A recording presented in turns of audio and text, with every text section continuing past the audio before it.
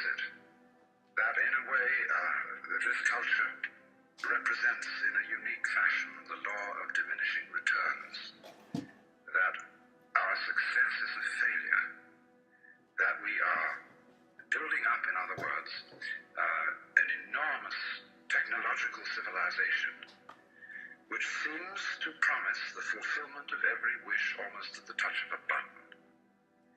And yet, as in so many fairy tales, when the wishes finally materialize, they're like fairy gold. They're not really material at all. In other words, so many of our products, our cars, our homes, our clothing, our food, it looks as if it were really the instant creation of pure thought. That is to say, it is thoroughly insubstantial, lacking in what the connoisseur of wine calls body.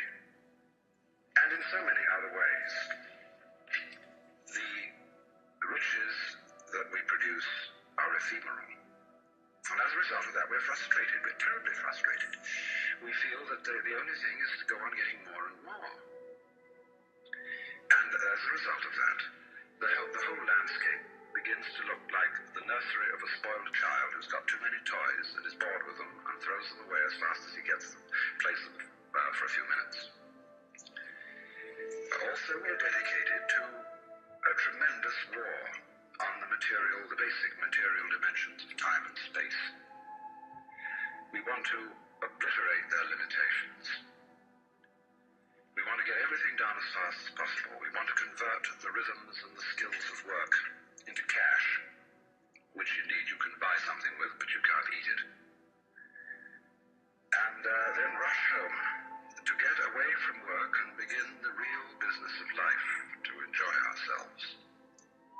You know, for the vast majority of American families, what seems to be the real point of life, what you rush home to get to, is to watch an electronic reproduction of life. You can't touch it. It doesn't smell, and it has no taste. You might think that people getting home to the real point of life in a robust material culture would go home to a colossal banquet or an orgy of lovemaking or a riot of music and dancing. But nothing of the kind. It turns out to be this purely passive contemplation of a twittering screen.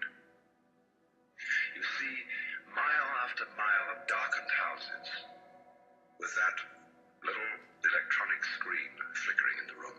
Everybody isolated, watching this thing, and thus in no real communion with each other at all. Now this isolation of people into a private world of their own is really the creation of a mindless crowd.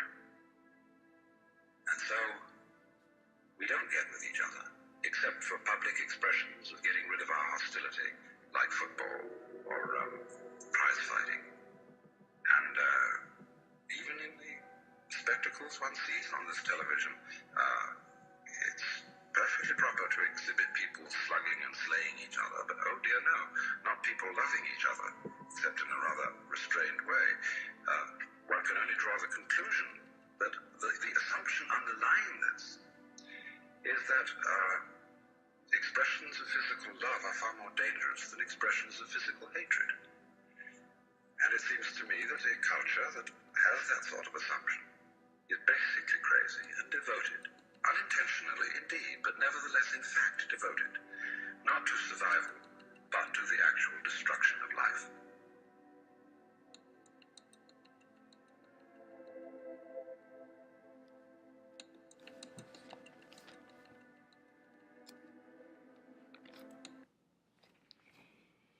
All right.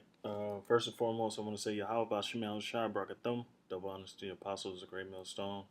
This is Anaya Allah with the beloved truth. And this is a lesson that that the Spirit had me do. And the name of it is, well, I'm not sure of a title as of now, but the lesson is centered around the elites and their so-called breakaway nation, breakaway civilization. All right. And as you can see from the video, it shows you how Esau basically is destroying the earth, and how people are basically by Esau I mean the so-called white man, and the people on this planet Earth, the majority of them are in a docile sleep state, a hypnosis state, and you know Esau, with all his wicked inventions, all his institutions, all his corporations, have basically led the world into damnation and to destruction. As the video pointed out, I thought it was well suited. Just something for the introduction. So without further ado, is Revelations 12:12. All right, it says, "Therefore rejoice, ye heavens, and ye that dwell in them. Woe to the inhabitants of the earth and of the sea, for the devil is come down unto you, having great wrath, because he knoweth that he hath but a short time." Now, it's not talking about a spiritual devil, all right? It's not actually talking about a devil, descending from heaven, coming down with wrath. It's talking about the so-called white man, all right? It's talking about the so-called white man, okay? Well, a lot of you don't understand the scriptures. A lot of you believe in the Bible, believe in God, but you don't have you have lack of spiritual discernment and understanding of the truth and the knowledge of the Most High's word, which is the King James version, Bible. All right. So back to the scripture. All right, Revelations 12:12. It says, "Therefore rejoice, ye heavens, and ye that dwell in them. Woe to the inhabitants of the earth and of the sea, for the devil is come down unto you, having great wrath, because he knoweth that he hath but a short time." What is his wrath? His wrath is the devil's wrath, the so-called white man's wrath, is his new world order. All right, his breakaway society, which he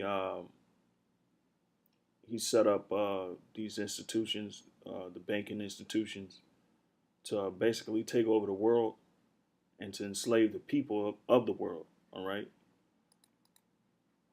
And that's just one of his ploys to, complete his world domination, which is given to him in his birthright. If you read Genesis, I believe the Slakia, the 27th chapter. Okay. All right, and his when you read Genesis 27, and you can start at verse 37. All right, his the so-called white man's gift was to rule the dew of heaven, but to rule by with his sword, and basically, and what's that mean? What that means is he basically subject the whole world through basically tyranny and war and military use, you know. So that was given to him, from the Almighty, all right, who people call God, ignorantly not knowing who He is. Okay, so as the scriptures state, Revelations 12:12, the devil has come down with great wrath, and that's his new world order. All right, but this is Job chapter 5 verses Job chapter 5 verses 12. It says, "He disappointeth the devices of the crafty." So, like, I can get it up for you so you can read.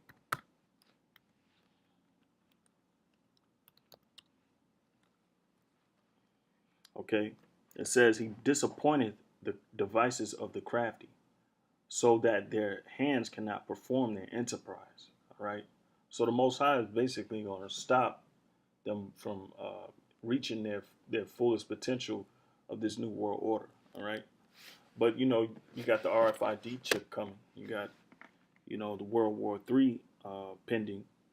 So that has to happen, okay? Because that's the hour of temptation. All right, that's Jacob's trouble. Okay, all right, and martial law and this state of emergency. You know, prior to all these generated crises that the elite are basically using to bring in their problem action solution. Okay, their Hegelian dialectic. Okay, so the Most High is basically going to disappoint their device, which is the New World Order. Okay, so I'll continue because Esau is destroying the earth and the people that dwell in the earth. But if you read, only so he can, try to escape his damnation, And I'll go into uh, the word. I go into the word breakaway civilization, so you can further understand the meaning, okay, and what it means, okay. Okay, I mentioned the New World Order. If you look up the Georgia Guidestones, all right, that's actually placed in Guidestones. One of the laws, they have like a Ten Commandment law. All right, it's like the opposite of the Bible, or it's supposed to be their Bible, okay, or their laws. It just simply states that they want 500 million people left to basically, create their new world order. Okay, so that's I believe that's 8 billion people on the planet. So that's 7.5 billion people that they basically want gone.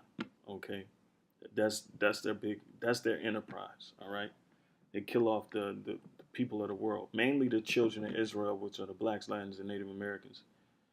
So but and this is part of the breakaway societies. All right, this is let me see. This is above topsecret.com, the breakaway civilization you don't know about. Okay, I read all of this. It just goes into how they foiled the plans of like guys like Nikola Tesla. After he died in 1940, they took most of his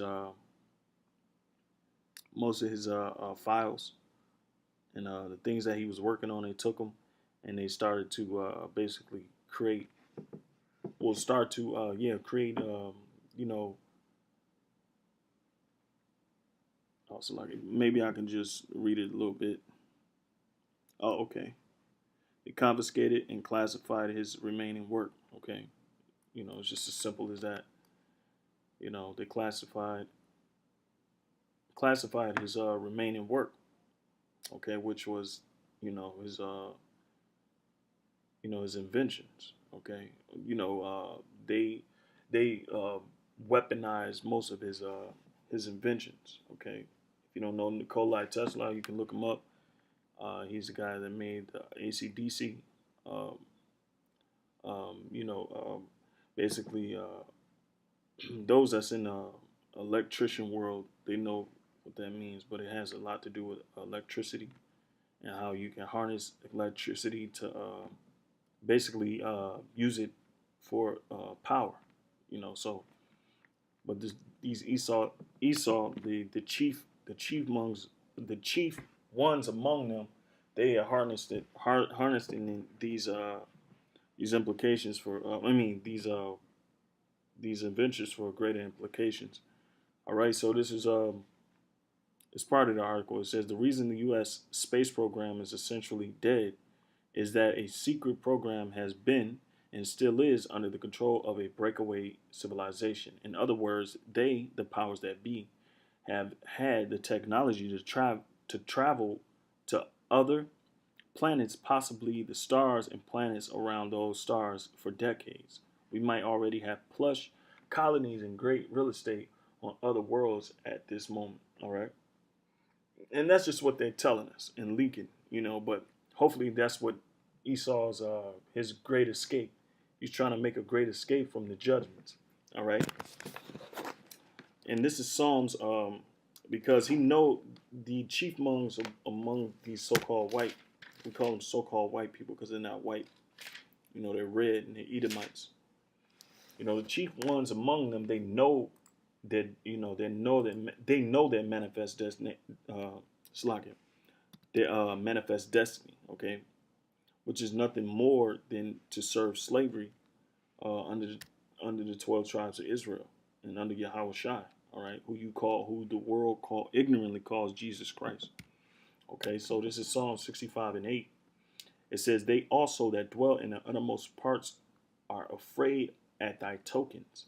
Another word for token is signs. All right, I believe the Hebrew word is thaka. You know, Salakia, a wath. All right, which means it only means signs. And another word for signs is prophecy. Okay, it says, "Thou makest the outgoings of the morning and the evening to rejoice." Okay, so we know the elites are afraid of his prophecy, so that's why they try to do things to disannul or to hinder or divert, you know, their oncoming destruction, which they full well know. Okay, that's why they have flooded the world with lies about history, with lies about the children of Israel. All right, because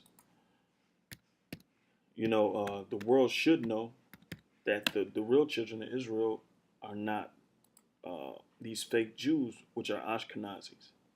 Okay, which basically, who live in the land of Israel as we speak now today.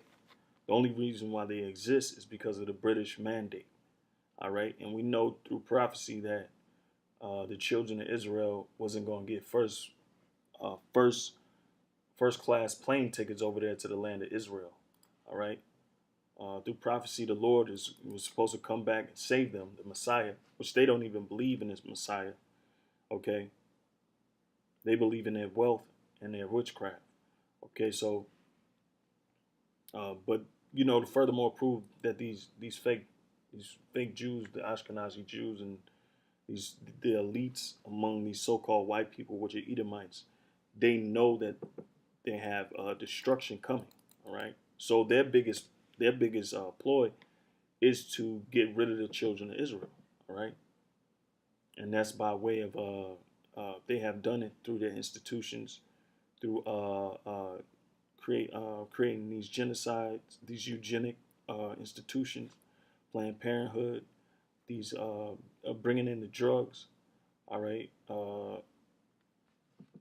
bringing in these lies about God and setting up the churches and the welfare system, so on and so forth, all right, by spreading lies throughout the whole world about the children of Israel, okay? So they full well know that destruction is nigh, it's coming, okay?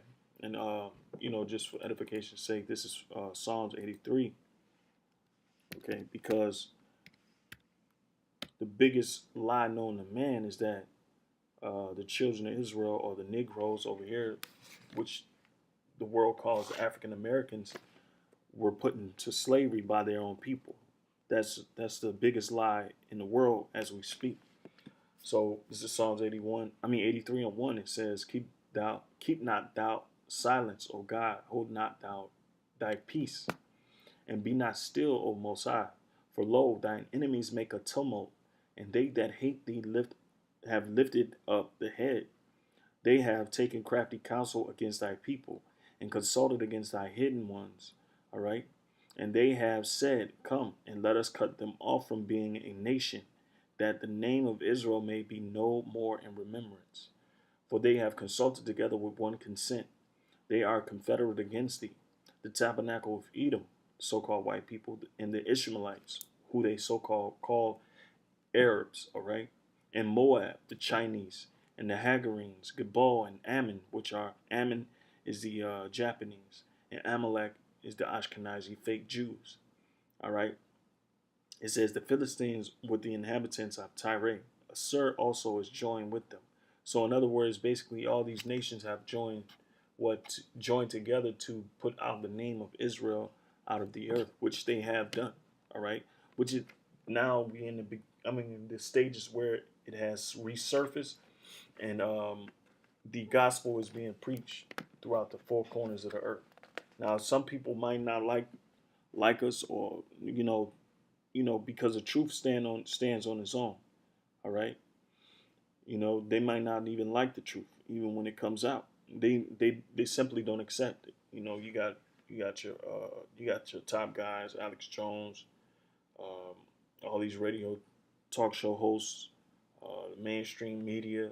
They're gonna scoff at it, but all in all, like I said, the truth stands on its own. So the proof is in the pudding. The proof is already there.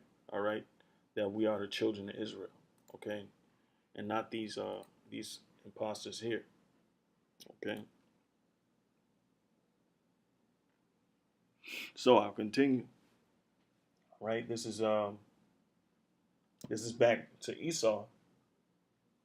This is James 5:1, and I read some more of the articles. So just to give you a glimpse of what they're doing or trying to do. All right. This is James chapter 5.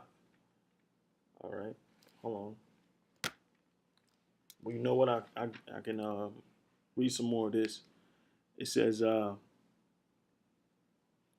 okay, it says, and this is back in the article. It says above topsecret.com. It says, and why would they tell us no reason? We are like the inner city folks after everyone has left for the suburbs. Earth has become a polluted nest from which to spring and plant new civilizations. It says, for those of us who remain here, we will make the best or worst of it, fighting over petty resources. Fukushima, question mark. It says it doesn't matter to them because they are on their new pristine worlds with clean energy and unpolluted environments. It says for us, we are left alone, much like tribes in remote regions that time and civilization have forgotten.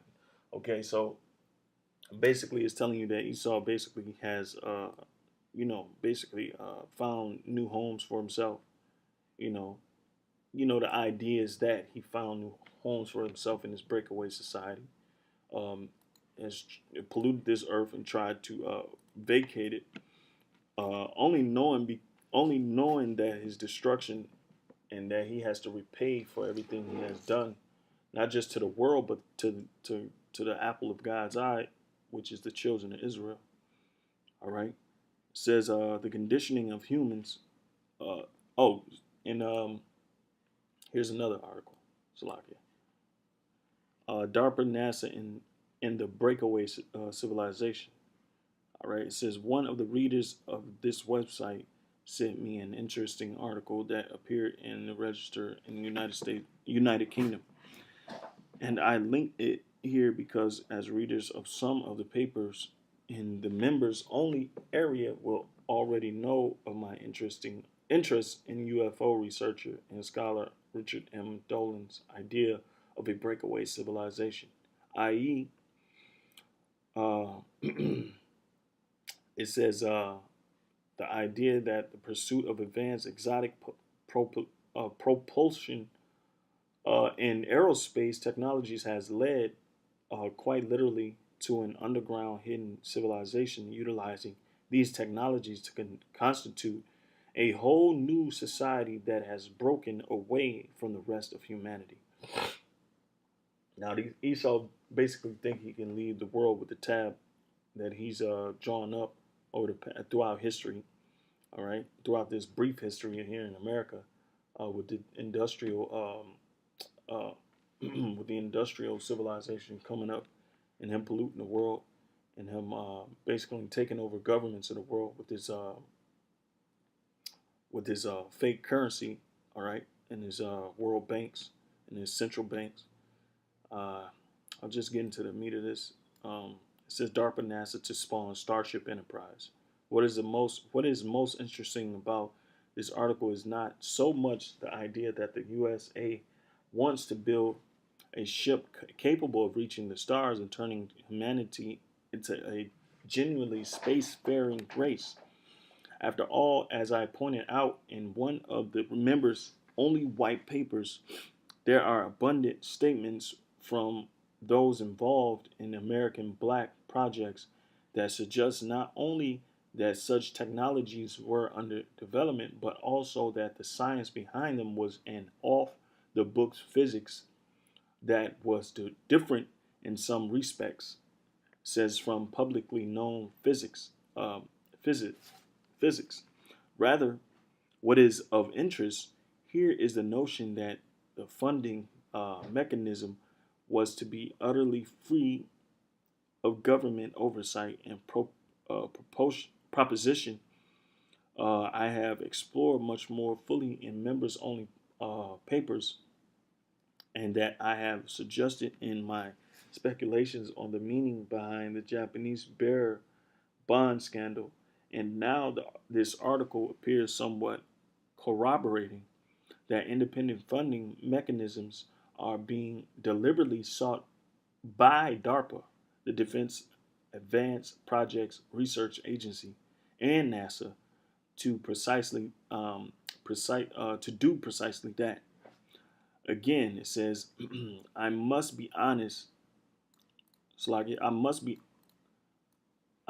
honest with my readers here and state that when I read this article, the needle on my suspicion meter went into the red zone.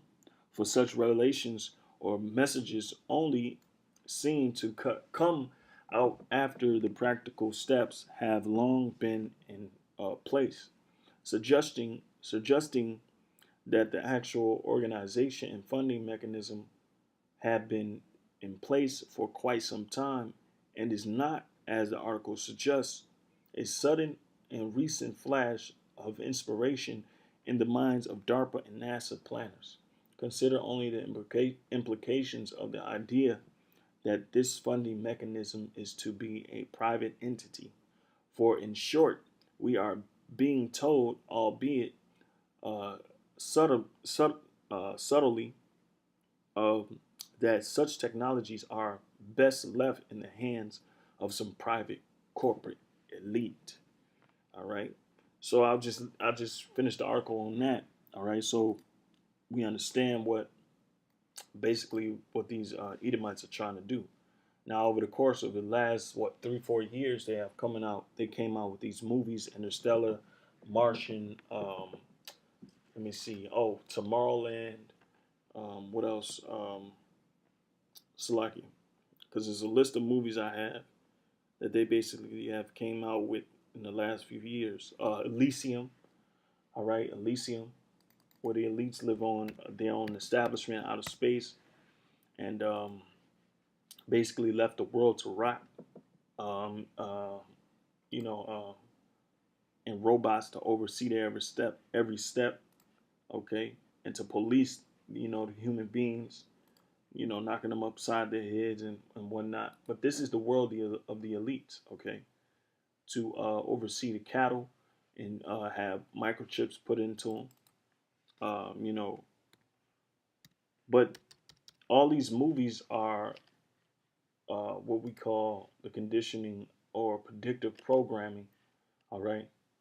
So, and I'll just read just a small thing, all right. Predictive programming is a subtle form of psychological conditioning provided by the media to acquaint the public with planned societal changes to be implemented by the powers to be. If and when these changes are put through, the public will already be familiarized with them and will accept them as natural progressions, as Alan Watt calls it, thus lessening any possible public resistance and commotion. Predictive programming, therefore, may be considered as a veiled form of preemptive mass manipulation or mind control, courtesy of our puppet masters, which are the elite banking families. All right, with the chief house of Esau. Okay, You know, so basically they're conditioning what people to, you know, to be okay with the implications that these that the elites are basically selling to us. Okay, literally. All right. You know, these movies that they're making, The Martian. All right. Him being, and you know, the plot of this movie was him being left on a volatile planet, and him being able to survive off his own feces, making, you know, tilling the ground and growing, you know, tomatoes and whatnot, and being able to survive on this planet by himself. Okay, which you know, furthers, you know, bringing the notion that, you know, you can, it's a possibility of surviving on these planets, which the elites want to do because they want to escape uh, the Most High and the Son, the return of Yahweh Shai. Okay, so that's why they make these movies, because they have the technology and the wits to basically try to escape. But furthermore, as I continue this lesson, I'm gonna show you that through the scriptures, the King James version, that the elites will not break away from this society. All right, they're gonna be broken down and put into slavery. All right, so you got movies like The Martian, Elysium, Interstellar, um, oh, Tomorrowland. Okay, okay, to show you furthermore that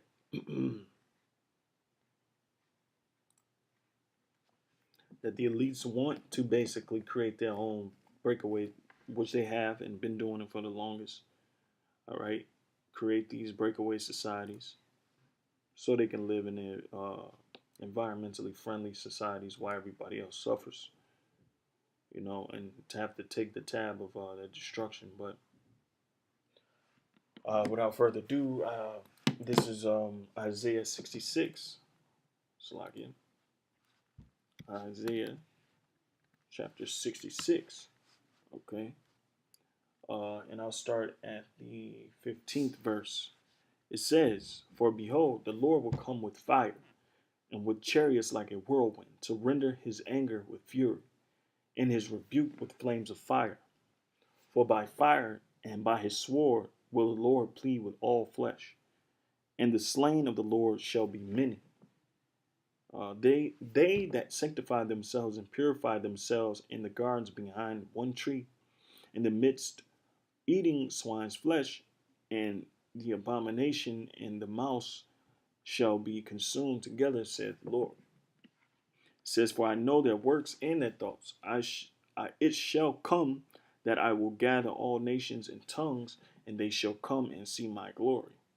All right. So the Most High is going to make his second coming. I mean, Most High and the Son is going to make his second coming, and he's basically going to destroy America by way of thermonuclear fire, which the nations are gearing up to basically head into that this World War III, which is the final stage of the end times. All right. So it says, I will set a sign among them, and I will send those that escape of of them unto the nations, to Tarshish, Pool, Lud, and draw the bow, to Baal, Javan, and to the isles afar off, that have not heard my fame, neither have seen my glory, and they shall declare my glory among the Gentiles. All right. So I read a little bit more than I wanted to, but um, the Lord basically is coming with, you know, his destruction, so to speak. Okay. All right, and this is Revelations chapter 6, verses 12. It reads, "And I beheld, when he had opened the sixth seal, and lo, there was a great earthquake, and the sun became black as sackcloth of hair, and the moon became as blood, and the stars of heaven fell unto the earth, even as a fig tree casteth her untimely figs when she is shaken of a mighty wind." And that's talking about the destruction of America, all right? Because America is going to be hit with 200 million missiles, according to the scriptures, all right? It says, "In the heaven departed as a scroll when it is rolled together, and every mountain and island were moved out of their places." All right. And to break that down,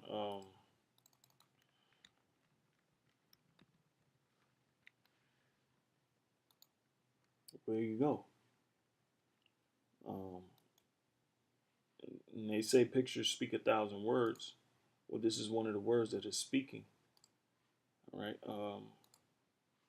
Speaking straight out of the scriptures. All right. So it says, in heaven, in the heaven departed as a scroll when it is rolled together, and every mountain and island were moved out of their places. That's talking about a mushroom cloud. All right. The destruction. Okay.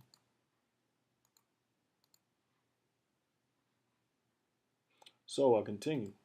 It says, verses 15, "And the kings of the earth, and the great men, and the rich men, and the chief captains, and the mighty men, and every bondman, and every free man hid themselves in the dens and in the rocks of the mountains." All right. And said to the mountains and rocks, fall on us, and hide us from the face of him that sitteth on the throne, and from he and from the and from the wrath of the Lamb. Now that Lamb is Yahweh Shai, all right? Okay, who is going to make his second coming, all right? And this is Revelations 19, just to prove that point, all right, which is one of my favorite scriptures. 19 and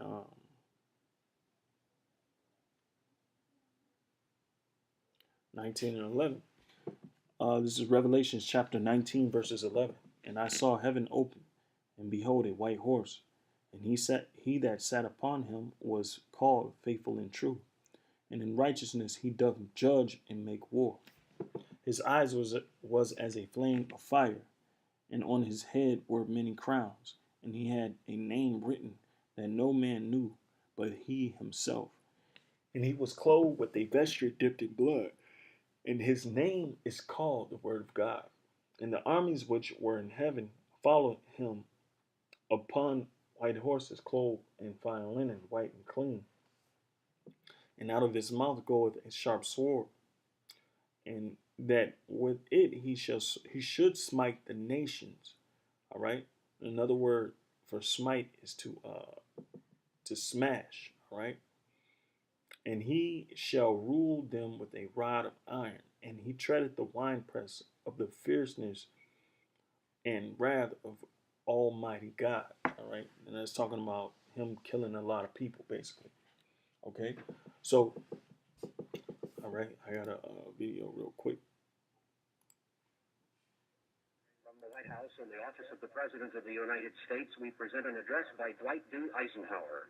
This is the farewell address for President Eisenhower, whose 8 years as chief executive come to an end at noon Friday. In the councils of government, we must guard against the acquisition of unwarranted influence, whether sought or unsought, by the military-industrial complex. The potential for the disastrous rise of misplaced power exists and will persist. We must never let the weight of this combination endanger our liberties or democratic processes. Yes. Now, what he meant by that was the chief house of Esau, all right?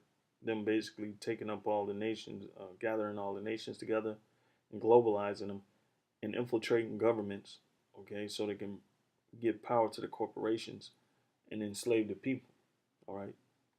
In holding scientific research and discovery in respect, as we should, we must also be alert to the equal and opposite danger that public policy could itself become the captive of a scientific, technological elite.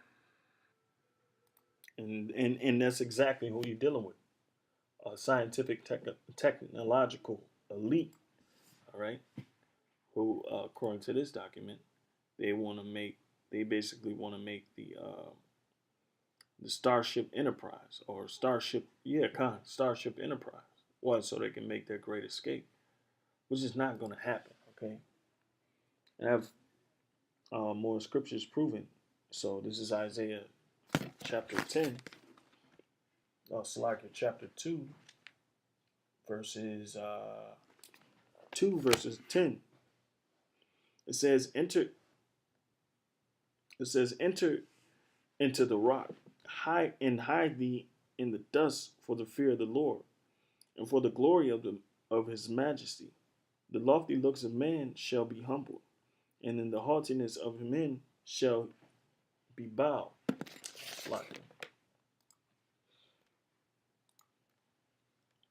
So the haughtiness of men on what man? Is talking about the elites among these Edomites. Okay. It says it says, and the haughtiness of men shall be bowed down, and the Lord alone shall be exalted in that day. For the day of the Lord of hosts shall be upon every one that is proud and lofty, and upon every one that is lifted up, and he shall be brought low, and upon all the cedars of Lebanon that are high and lifted up, and upon all the oaks of Bashan. Okay, and I'll just get to the point. It says, verse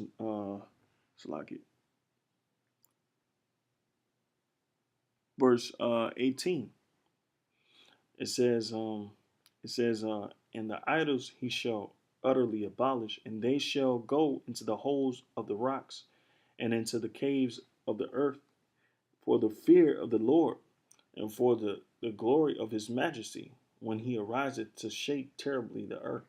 And it's talking away all their bunkers, their military underground bases, okay, and their which believe they call dumps, Slovakia.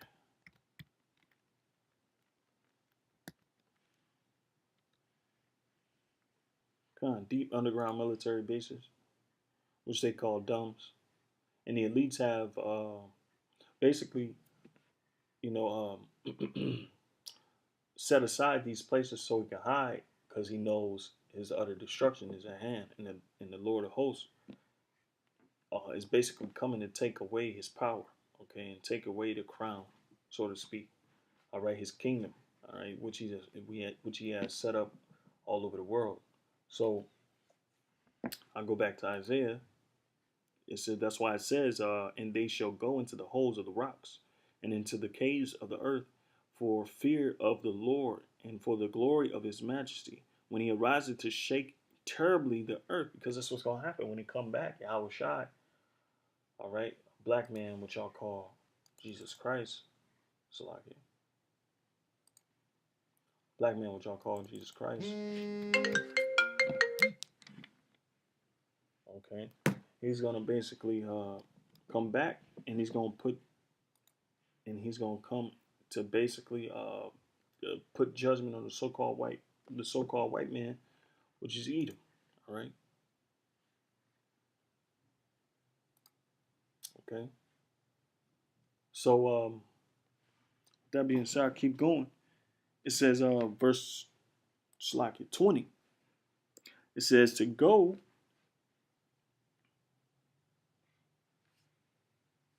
It says, in that day a man shall cast his idols of silver and his idols of gold. All right.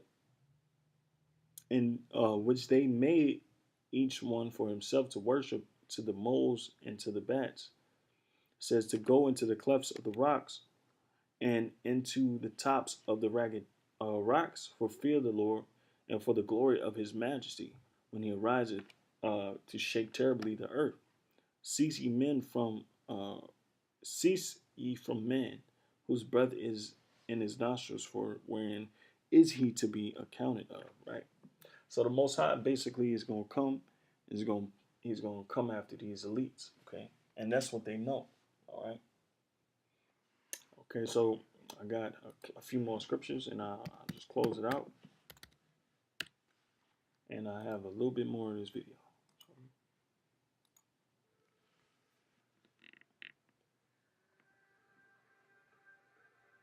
The governments don't rule the world. Goldman Sachs rules the world. Goldman Sachs does not care. Why are we still on oil? I think we're on oil because, and coal and nuclear power, because there has been an active, longitudinal, long-term suppression of really advanced sciences and technologies. There are 5,135 patents that have been seized under the National Security Act. And I think that this has created both a geopolitical emergency and a geophysical emergency. Whereas there are advanced technologies dealing with the physics of zero-point energy, so that every home and car would have a generator pulling energy out of the fabric of space-time, and you would never have to burn another drop of oil. Why are we not there? Why are we So, doing that? because there's been active suppression of this information. I will tell you that Ben Rich, who headed up the Lockheed Skunk Works, said before he died, we have a witness to this comment, that we quote, already have the technologies to take ET home. In other words, we already have the Skunk Works interstellar capable technologies.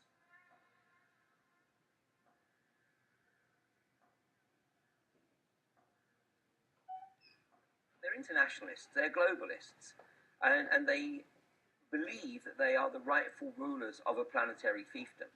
And we hear a lot mentioned about a new world order.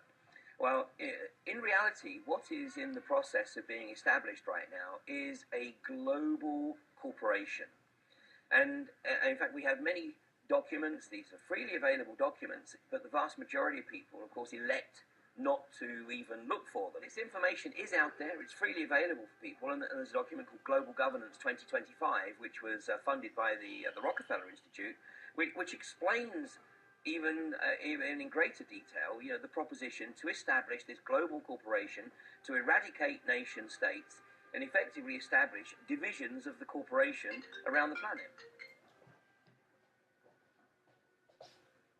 Look at what they want to introduce, which is world government, world central bank, world army, microchip population, world electronic currency.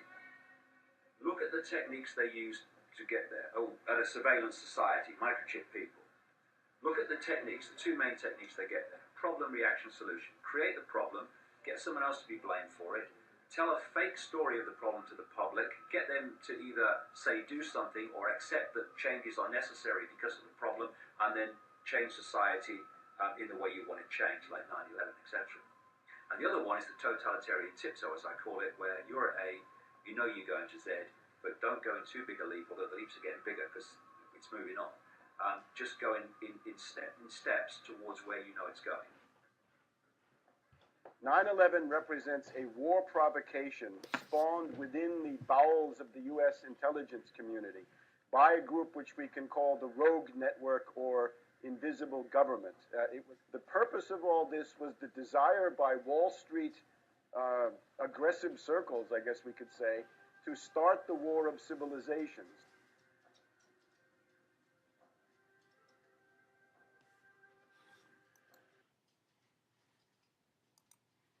All right, so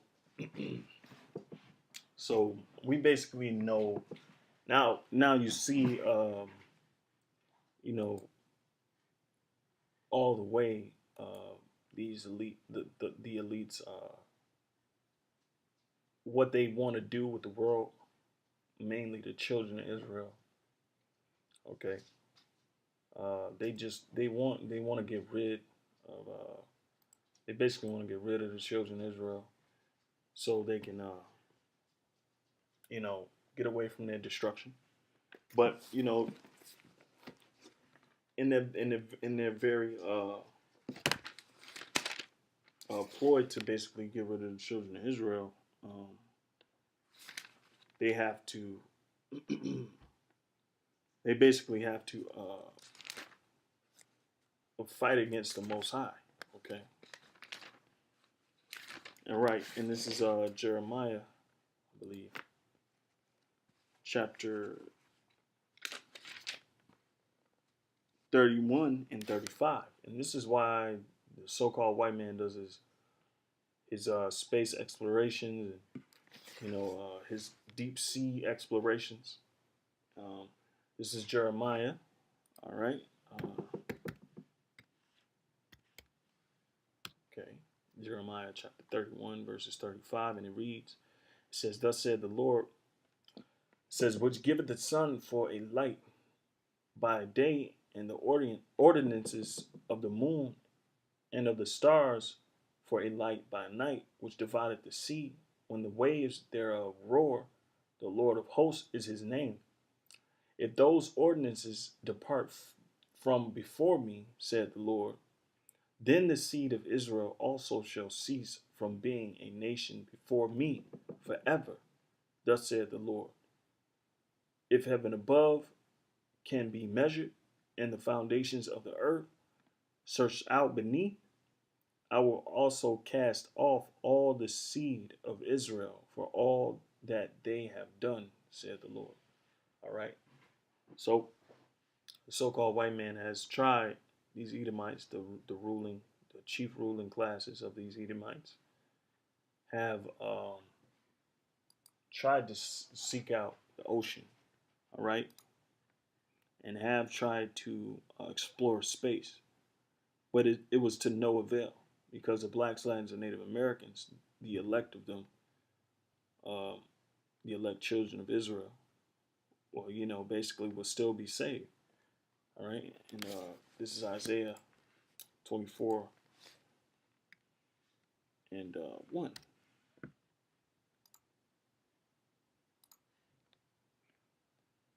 Well, 24 and 21. All right, it says, and it shall come to pass in that day that the Lord shall punish the host of the high ones that are on high, and the kings of the earth upon the earth. All right. It says, and they shall be gathered together as prisoners are gathered in the pit, and shall be shut up in the prison. And after many days shall they be visited. The moon shall be confounded, and the sun ashamed, when the Lord of hosts shall reign in Mount Zion and in Jerusalem and before the ancients gloriously. Okay. And the scripture basically speaks for itself. Okay. Ezekiel 39 and 14. It reads, it says, and they shall sever out men of continual appointment. And this is the fate of the elites. All right, passing through the land to bury with the passengers those that remain upon the face of the earth, to cleanse it after the end of the 7 months shall they search. And the passengers that pass through the land, when any see the man's bones, then shall he set up a sign by it, till the buriers have buried it in the valley of Hamongah. All right, so basically, the elites are going basically after World War III. They're gonna be put into slavery, and their first job is that they have to bury the dead bodies of the dead men prior to World War III. Okay, and those are scriptures I just had on my list, but slack it. Bear with me just a second. Okay. Back to Isaiah. This is Amos. Amos chapter 9, verses 1.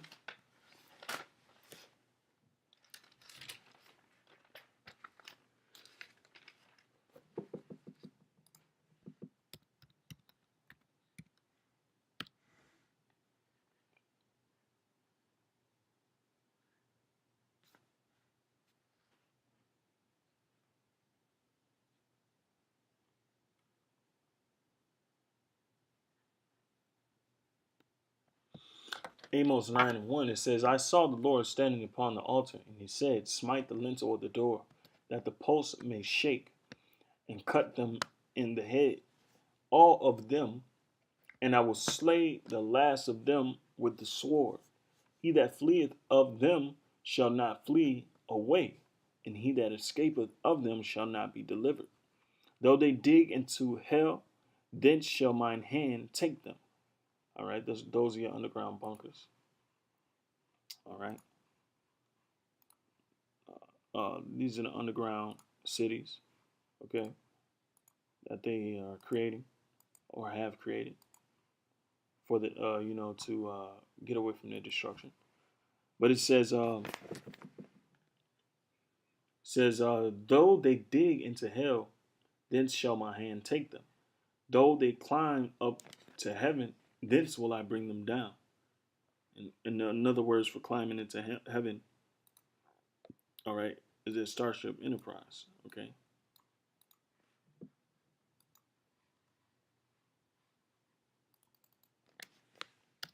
Okay.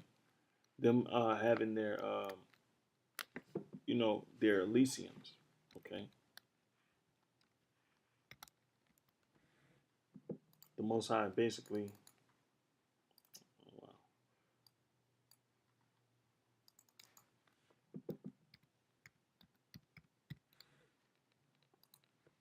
the Most High is basically gonna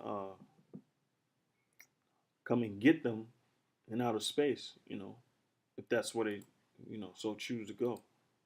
The Most High is gonna hedge them off, and then they're not gonna be able to escape. Okay, you know, So with that's basically the gist of the lesson. Hopefully it was edifying. It was just something the spirit, you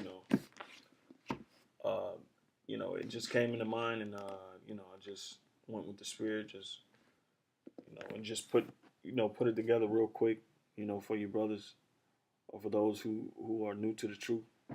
And with that, I'm gonna close it out, and I'm gonna say Yahweh Bahashim Yahweh Shai Brakathum, double honors to the apostles, a great millstone of death and destruction to America, and I'll just read one last scripture. Okay, it's Revelation 13:9. It says, "If any man have an ear, let him hear. He that leadeth into captivity shall go into captivity, and he that killeth with the sword must be killed with the sword. Here's the patience and the faith of the saints." So this is our utmost thing that we believe in, that the elites will be paid back, and we will basically be able to enslave them and bring them into captivity. So with that, I want to just say, like I aforementioned, Yahweh Shem Yahweh Shai Brakathum, double honors to the apostle who's a great millstone, and death and destruction to America. All right, Shalom.